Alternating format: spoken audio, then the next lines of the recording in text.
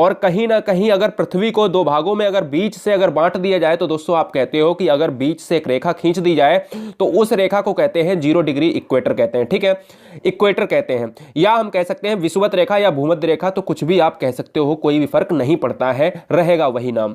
ठीक है, अब बात करते हैं कि चलो ठीक है, मैंने एक रेखा को काट दिया जिसको हमने नाम दे दिया भूमध्य रेखा, यानी बीच वाली जो 0 डिग्री रेखा होती है वो कहीं ना कहीं उत्तर से दक्षिण वाली रेखा की बात नहीं कर रहा हूं मैं, पूर्व से पश्चिम। हमेशा उत्तर ऊपर होता है तो दक्षिण इधर हो गया, जब उत्तर दक्षिण ऊपर हो गया तो भैया पूर्व इधर हो गया, पश्चिम इधर हो गया। तो याद रखना है कि जो पूर्व पश्चिम की रेखा होती है 0 डिग्री, वो 0 डिग्री भूमध्य रेखा यानी विषुवत रेखा कहलाती है।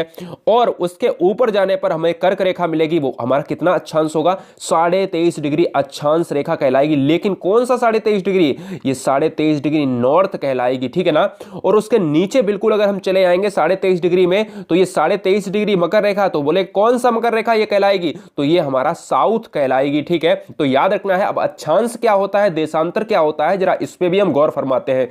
ध्यान दीजिएगा कि अगर हम बात करें भूमध्य रेखा के ऊपर कर्क, भूमध्य रेखा के नीचे मकर, क्लियर, इतना पॉइंट क्लियर हुआ। तो एक चीज और याद रखना है कि 21 जून को कर्क रेखा पर यहां पर सबसे बड़ा दिन और 22 दिसंबर को मकर रेखा पर सबसे बड़ा दिन। अब ये मतलब क्या है, तो ये हम समझाएंगे जैसे जैसे आगे बढ़ेंगे। सब्सक्राइब करना बिल्कुल मत भूलिएगा, क्योंकि नोटिफिकेशन आपको बहुत इंपॉर्टेंट तरीके से मिलना चाहिए। सबसे पहले अक्षांश, अक्षांश लैटिट्यूड क्या होता है, लॉन्गिट्यूड क्या होता है, इसको हम समझ लेते हैं, विद फिगर से समझेंगे। ठीक है, अक्षांश इतना इंपॉर्टेंट नहीं है जितना कि क्या है, अक्षांश रेखा और देशांतर रेखा इंपॉर्टेंट है। सबसे पहले अगर हम आपको कहें कि एक ग्लोब है, इससे अगर हम 0 डिग्री करें और इससे बोले कि एक और ऊपर रेखा खींच दें, एक और ऊपर रेखा खींच दें, एक और नीचे रेखा खींच दें, यानी ये सभी समांतर रेखाएं हम खींचते चले जा रहे हैं और लास्ट तक हम एक बिंदु में समाहित हो जाएंगे। ठीक है, तो याद रखना है कि यहां से 0 डिग्री से चाहे ऊपर बढ़े चाहे 0 डिग्री से नीचे बढ़े, तो इनके बीच में जो भैया क्या होता है, इनके बीच में यानी पृथ्वी पर किसी दिए गए बिंदु की विषुवत रेखा से, यानी विषुवत रेखा तो हमारी 0 डिग्री हो गई,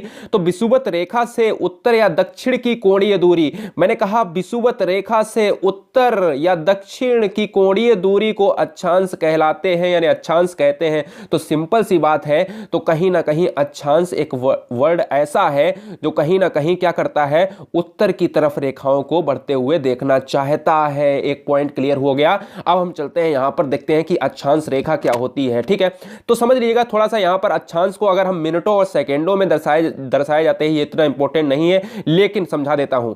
1 डिग्री बराबर 60 बराबर भागों में विभाजित किया जाता है, यानी प्रत्येक भाग 1 मिनट का होता है। 1 मिनट 60 बराबर भागों में विभाजित किया जाता है, प्रत्येक भाग जब 1 सेकेंड होगा, यानी 1 मिनट में अगर हम देखेंगे 60 बराबर भाग, तो प्रत्येक भाग 1 सेकेंड का, और 1 डिग्री में 60 बराबर भाग होंगे तो एक जो भाग होगा वो 1 मिनट का होगा। लेकिन खैर जो हमारा इंपॉर्टेंट है, अब यहां से आप कलम चलाना स्टार्ट करेंगे। अब क्या कलम चलाना स्टार्ट करेंगे मैं बताना चाहता हूं।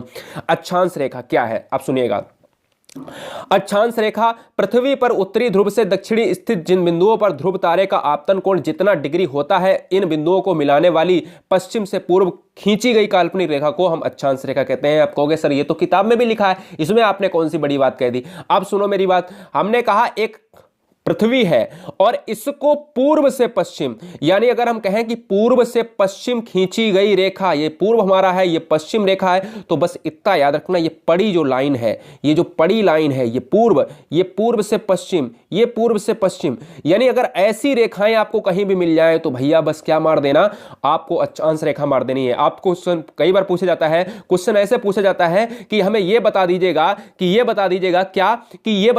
कि ग्लोब पर पड़ी रेखा को, यानी पूर्व से पश्चिम रेखाओं को क्या कहते हैं, यानी लैटिट्यूड की बात कर रहा है साहब। क्या साहब, लैटिट्यूड, यानी ये पूर्व से पश्चिम की तरफ आ रही हैं। तो ये रेखाएं दोस्तों जो आप देख रहे हैं, ऐसा ही चित्र बनाना है, तो इन रेखाओं में आपको क्या लिख लेना है, इन रेखाओं में एक ऐसे नाम डाल देना है, अक्षांश या लैटिट्यूड डाल देना है।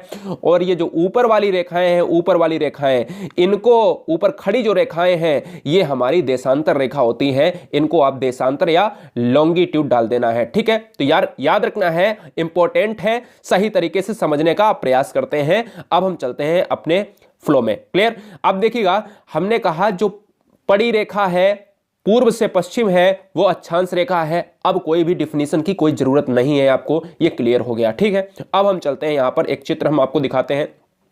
देखिएगा, हमारा एक ग्लोब है, ग्लोब में मैंने कहा आपको 0 डिग्री कर देंगे, तो हमारी विषुवत रेखा, भूमध्य रेखा, इक्वेटर जो आप कहना चाहते हो कह सकते हो, उत्तर कभी नहीं बदलेगा, है ना।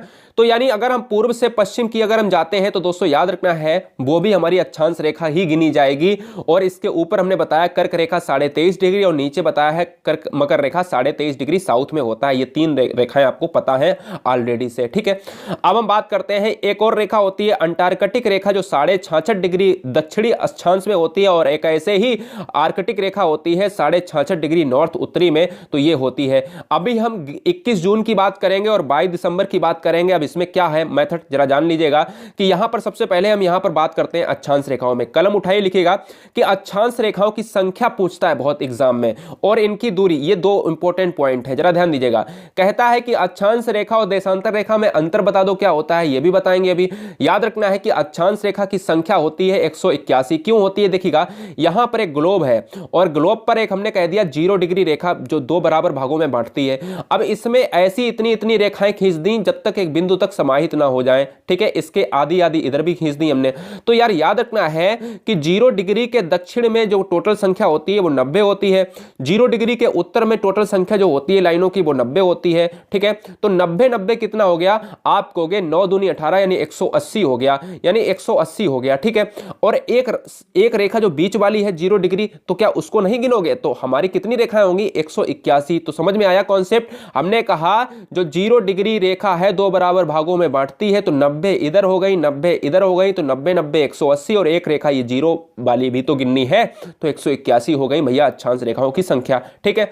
अब कह रहा है कि ये बता दीजिएगा कि अक्षांश रेखा ऊपर तो जाते हैं, यानी इनके बीच में जो रेखाओं की दूरी होती है, एक रेखा से दूसरे की रेखा के बीच की अक्षांश की दूरी होती है वो कितनी होती है, 111.13 किलोमीटर होती है। और देशांतर और अक्षांश की रेखा की लंबाई जो है आपस में दूरी बराबर ही लगभग होती है, यह भी दिमाग में रखना है, ठीक है।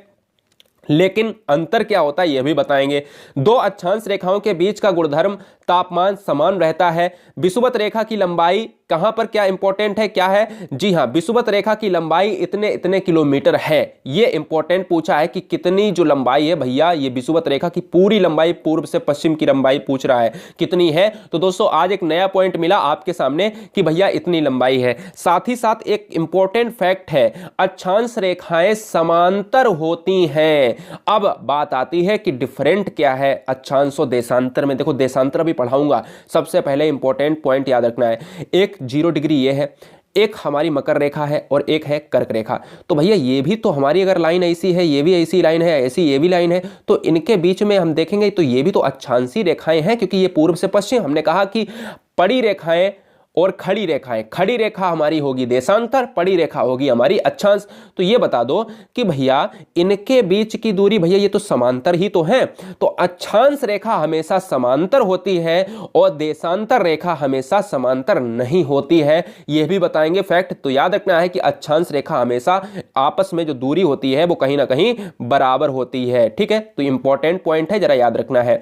दूसरा अब हम चलते हैं, नेक्स्ट हम जो है टॉपिक की बात करते हैं, देशांतर रेखा क्या है, लॉन्गिट्यूड क्या है। लॉन्गिट्यूड जरा ध्यान दीजिएगा, मैं पूरी दम लगा रहा हूं समझाने की, अगर फिर भी नहीं समझ में आता है तो माफी चाहेंगे, ठीक है ना, जरा ध्यान दीजिएगा। देशांतर रेखा जिसको इंग्लिश में कहते हैं लॉन्गिट्यूड।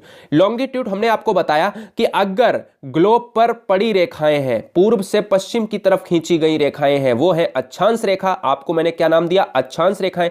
और अगर उत्तर से दक्षिण की तरफ जो ध्रुवों को ध्रुवों से मिलाती हैं, इनको मैंने एक नाम दिया देशांतर रेखा। तो भैया कंफर्म हो गया भाई, कुल मिला के इतना याद रख लेना, पड़ी रेखा बराबर अक्षांश रेखा, और खड़ी रेखा यानी ऊपर से खड़ी जो रेखा है वो हमारी क्या हो जाएगी, देशांतर रेखा। इतना याद रख सकते हो। अब कैसे याद रखोगे जरा ध्यान दीजिएगा। उत्तरी ध्रुव और दक्षिणी ध्रुव को मिलाने वाली काल्पनिक रेखा को देशांतर रेखा कहते हैं। मैंने कहा जो खड़ी रेखाएं हैं इनको, यानी उत्तरी ध्रुव ये नॉर्थ हो गया, ये साउथ हो गया, तो इनको ऐसे ही अपने आप से चित्र बना लेना, यानी खड़ी रेखाओं को एक तरफ बना लेना अक्षांश रेखा का चित्र, ऐसे ऐसे कर देना, और एक तरफ खड़ी रेखाओं में देशांतर का चित्र बना लेना, तो आपको याद रखे रहेगा, ठीक है ना। जब एग्जाम दोगे जाके उससे पहले रिवाइज कर लेना। अब हम बात करते हैं सर उत्तरी ध्रुव और दक्षिणी ध्रुव को हमने कहा नॉर्थ से साउथ को हमने जो रेखाएं मिला दी हैं सर, ये रेखाएं मिलाते गए तो एक कहीं ना कहीं ग्लोब बन गया। ठीक है, तो यही देशांतर रेखा कहलाती है। ध्रुवों से भूमध्य रेखा की ओर जाने पर देशांतर रेखाओं के बीच की दूरी बढ़ जाती है। अब यहां पर एक पॉइंट आया है, ट्विस्ट आया है, यानी अक्षांश में हम ये कहते थे कि उनके जो आपस की जो बराबर है, आपस की दूरी है, वो कहीं ना कहीं समांतर रेखा कहलाती है, बराबर रहती है। ठीक है, लेकिन ये कह रहा है कि देशांतर और अक्षांश में क्या अंतर है? अक्षांश हमेशा समांतर रेखा होती है, देशांतर समांतर नहीं होती है। देशांतर रेखा की जो दूरी है वो हमेशा घटती बढ़ती रहती है। अब क्वेश्चन क्या पूछता है, जरा ध्यान दीजिएगा। क्वेश्चन ये पूछता है आपके एग्जाम में, कहता है कि ध्रुवों से विषुवत रेखा की ओर आने पर देशांतर रेखा की लंबाई घटती है, बढ़ती है, परावर्तित रहती है या फिर अपवर्तित रहती है। यार याद रखना है कि देखिएगा 0 डिग्री आपका ये है। ठीक है, और अगर ध्रुव से अगर हम यहां पर आ रहे हैं, विषुवत रेखा पर आ रहे हैं, तो विषुवत रेखा पर जैसे ही आएंगे, देखो एक ही आपको एक यहां से देखिएगा ऊपर जैसे ही हम जाते हैं तो सारी रेखाएं एकदम से मिल जाती हैं, सारी रेखाएं एकदम से मिल जाती हैं। तो देखिए याद रखना है कि अगर विषुवत रेखा से अगर हम ध्रुव की तरफ जाएंगे, विषुवत रेखा पर यहां भी ऐसी स्थिति बनेगी। विषुवत रेखा से अगर हम ध्रुव की तरफ जाएंगे तो ये देखिएगा रेखा की लंबाई आपस में कम होती है, और अगर यहां से ध्रुवों से अगर हम विषुवत रेखा की तरफ जाएंगे तो देखिएगा आपस में यहां पर देखिएगा चौड़ाई बढ़ गई, तो चौड़ाई बढ़ गई। जी हां बिल्कुल। और अगर विषुवत देखिए 0 डिग्री विषुवत रेखा है, 0 डिग्री विषुवत रेखा से अगर हम ध्रुवों की तरफ जाते हैं तो देखिएगा यहां पर देखिए इनकी आपस में चौड़ाई घटती चली गई। जी हां, तो बस यही समझाना चाहता हूं, हमारी जो अक्षांश रेखाएं होती हैं, अक्षांश रेखाएं कभी भी घटती बढ़ती नहीं है, इनकी दूरी हमेशा समांतर रहती है। और हमारी देशांतर रेखाएं हैं, ध्रुव से अगर 0 डिग्री पर आएंगी तो आपस में दूरी बढ़ जाएगी, और अगर 0 डिग्री से ध्रुवों की तरफ जाएंगे तो इनकी लंबाई घटेगी। तो दोनों फैक्ट आ सकते हैं एग्जाम में, दोनों में से कोई एक आ जाएगा तो भैया आपका कॉन्सेप्ट हमने क्लियर करा दिया। ध्रुवों से विषुवत पे आए तो भैया दूरी बढ़ेगी, और विषुवत से ध्रुवों की तरफ जाए तो भैया दूरी घटेगी। ठीक है, इतना इंपॉर्टेंट पॉइंट है। ध्रुवों से भूमध्य रेखा की ओर जाने पर देशांतर रेखाओं के बीच की दूरी बढ़ जाती है। हमने कहा ध्रुवों से आने पर देखो बढ़ गई, और बोला है, कह रहा है कि भूमध्य रेखा से ध्रुवों की ओर, अब भूमध्य रेखा से ध्रुवों की ओर जाने पर, अब भैया देखो जाने पर, देखो ये विषुवत रेखा है, जाने पर ये घट गई यहां पर जाके। जी हां बिल्कुल घट गई। तो यहां पर जब भूमध्य रेखा से ध्रुवों की ओर जाने पर इनके बीच की दूरी जो है बढ़ जाती है। यहां पर देखिएगा उल्टा लिख दिया है, भूमध्य रेखा से ध्रुवों की ओर देशांतर रेखाओं के बीच की दूरी घट जाती है, क्योंकि यहां पर पहले से लिखा है बढ़ जाती, तो यहां पर घटना लिख देना है। ठीक है, अपने हिसाब से। ठीक है, अब हम चलते हैं यहां पर नेक्स्ट पॉइंट पर। देशांतर रेखाएं समानांतर नहीं होती हैं भैया, जब आपस में बढ़ती और घटती रहेंगी तो समांतर हो ही नहीं सकती। सिंपल सी बात है, यही अक्षांश और देशांतर में अंतर होता है, डिफरेंस होता है। अब बात आती है क्या इंपॉर्टेंट फैक्ट के साथ। देशांतर रेखा, 0 डिग्री देशांतर रेखा को ग्रीनविच रेखा कहते हैं। हमेशा याद रखना है, ये ग्रीनविच रेखा होती है, ये लंदन टाइम की बात करते हैं, जीएमटी की बात होती है, ग्रीनविच मीन टाइम की बात होती है। सर आपसे क्वेश्चन ये पूछा जाता है कि निम्न में से कौन सी ग्रीनविच रेखा है, तो आपके ऑप्शंस में अगर 0 डिग्री है तो भैया ग्रीनविच अंतरराष्ट्रीय तिथि रेखा है। क्या नहीं है अंतरराष्ट्रीय तिथि रेखा। 0 डिग्री है हमारा समय रेखा है, और 180 डिग्री हमारी क्या है, अंतरराष्ट्रीय तिथि रेखा। ठीक है, तो अंतरराष्ट्रीय तिथि रेखा की जब बात आए तो 180 डिग्री, और 0 डिग्री की बात आए तो दोस्तों क्या होगा, हमारा होगा अंतरराष्ट्रीय समय रेखा। ठीक है, तो याद रखना है कि 0 डिग्री से ही पूरे विश्व का समय टाइम जोन जो है स्थापित होता है। हर देश का अपना अपना अलग टाइम होता है। 0 डिग्री यानी ग्रीनविच लंदन के टाइम से भारत का जो है 5.5 घंटे आगे है, ये आपको पता है। और भारत का जो मुख्य टाइम जोन है वो है हमारा इलाहाबाद का नैनी 82.5 डिग्री पूर्वी। ठीक है ना, याद रखना है देशांतर। 0 डिग्री देशांतर रेखा कर्क रेखा को अल्जीरिया में जो है काटती है, प्रतिच्छेदित करती है। 0 डिग्री भूमध्य रेखा को मिनी की खाड़ी अटलांटिक महासागर में प्रतिच्छेदित करती है। जब हम मैप लाएंगे विश्व का भूगोल में तब हम पढ़ाएंगे। खैर इतना इंपॉर्टेंट है, बता दे रहा हूं, लिख लेना साथ में, तब मजा आएगा वहां पर पढ़ने में। 0 डिग्री देशांतर रेखा मकर रेखा को नमीबिया देश अटलांटिक महासागर में प्रतिच्छेदित करती है। तो ये 3 पॉइंट आपको एक्स्ट्रा में लिख लेने हैं। ठीक है, बढ़िया। यानी कुल मिला के आपको अगर ऐसी रेखाएं खींच दे तो ये अक्षांश, और ऐसी अगर रेखाएं खींच दे खड़ी खड़ी तो देशांतर। आज के बाद भूलोगे तो नहीं। अगर अच्छा लगेगा तो सब्सक्राइब कर लेना। ठीक है, और आपसे हमें प्यार ही चाहिए और कुछ नहीं आपसे चाहिए। अब बात आती है कर्क रेखा मकर रेखा पर, दिनों की बात आती है कि कैसे बड़े होते हैं, कैसे कम होते हैं। जरा ध्यान दीजिएगा। अक्षांश रेखाएं में 3 रेखाएं प्रमुख हैं। एक हमारी भूमध्य रेखा विषुवत रेखा, एक हमारी मकर रेखा जिसको हम 23.5 डिग्री साउथ बोलते हैं, एक हमारी कर्क रेखा जिसको हम 23.5 डिग्री नॉर्थ बोलते हैं। ये हमने आपको यहाँ पर बताया है। ये देखिएगा एक ऑप्शन में लिखा है, ये 0 डिग्री हो गया, ये कर्क रेखा हो गया और ये मकर रेखा हो गया। 3 रेखाएं ये इंपॉर्टेंट है। अब इनके बारे में क्या है जरा हम ध्यान देते हैं। पहली रेखा के बारे में बात करते हैं, हेडिंग डालेंगे उत्तरी गोलार्ध पर एक हम बना लेते हैं 0 डिग्री और यहाँ पर ये है कर्क रेखा, ठीक है 23.5 डिग्री, इसको समझ जाना, ये नॉर्थ में है 23.5 डिग्री, इसकी हम बात कर रहे हैं, ठीक है। उत्तरी गोलार्ध में ये भैया इसके ऊपर जाएंगे तो ये उत्तरी पड़ेगा और इसके नीचे जाएंगे तो ये साउथ पड़ेगा। तो उत्तरी गोलार्ध में बिल्कुल सही है। उत्तरी गोलार्ध में भूमध्य रेखा के समानांतर यानी 0 डिग्री है, उसके समानांतर बिल्कुल सही बात है। 23.5 डिग्री अंश पर खींची गई जो रेखा है वो कर्क रेखा कहलाती है। बिल्कुल आपने सही समझा। क्वेश्चन कई बार पूछता है कि निम्न में से कौन सी कर्क रेखा है, तो कर्क रेखा के ऑप्शन 2 दिए जाते हैं। एक 23.5 डिग्री नॉर्थ दिया जाता है, एक 23.5 डिग्री साउथ दिया जाता है। दोनों में कौन सा सही है? दोनों में ये सही है, ठीक है, क्योंकि नॉर्थ की बात कर रहा है, उत्तरी गोलार्ध की बात कर रहा है। 21 जून को सूर्य कर्क रेखा पर लंबवत चमकता है, इसलिए यहां पर उत्तरी गोलार्ध का सबसे बड़ा दिन कब होता है? यहां पर 21 जून। आपसे क्वेश्चन पूछता है कि कर्क रेखा पर सबसे बड़ा दिन कौन सा होता है, तो आंसर आपको 21 जून लगाना है। क्यों लगाना है जरा हम समझते हैं इसको, कॉन्सेप्ट को। यहां पर अगर सूर्य चमकेगा 0 डिग्री पर तो सबसे बड़ा दिन होगा। अगर यहां पर चमकेगा सूर्य लंबवत तो यहां पर बड़ा दिन होगा। तो यहां पर 23.5 डिग्री पर अगर चमकता है कर्क रेखा पर तो यहां पर 21 जून को सबसे बड़ा दिन होता है। यानी कॉन्सेप्ट बस इतना याद रखना है, आपको जब अपने यहां गर्मी होती है तो आप कहोगे सर गर्मियों में दिन बड़े होते हैं। जब गर्मियों में दिन बड़े होते हैं तो 21 जून को भैया वो एक ऐसा दिन आता है जहां पर भयंकर गर्मी पड़ती है। तो याद रखना है, जब इस रेखा पर सूर्य माना कि यहां पर है, जब इस रेखा पर चमकेगा सूर्य तो यहां पर क्या होगा? यहां पर होगा भैया, जी हां, बड़ा दिन होगा, गर्मी पड़ेगी, ग्रीष्मकालीन होगा वहां पर। और इसके उल्टे में यहां पर क्या होगा? यहां बहुत छोटे दिन हो रहे होंगे, यहां सर्दी पड़ रही होगी। माना कि अब सूर्य यहां पर चमक रहा है मकर रेखा पर। जब यहां पर सूर्य चमकेगा तो यहां समझ लेना घर के यहां दिसंबर में यहां सर्दी पड़ रही होगी। तो यहां ऑस्ट्रेलिया पड़ता है तो ऑस्ट्रेलिया में उस टाइम गर्मी पड़ रही होगी भयंकर तरीके से। जब यहां सूर्य मकर रेखा पर चमके तो समझ लेना कर्क रेखा पर जितने भी देश हैं, तो भारत कर्क रेखा पर है, जितने भी देश हैं वो समझ लीजिए सर्दी के चपेट में होंगे।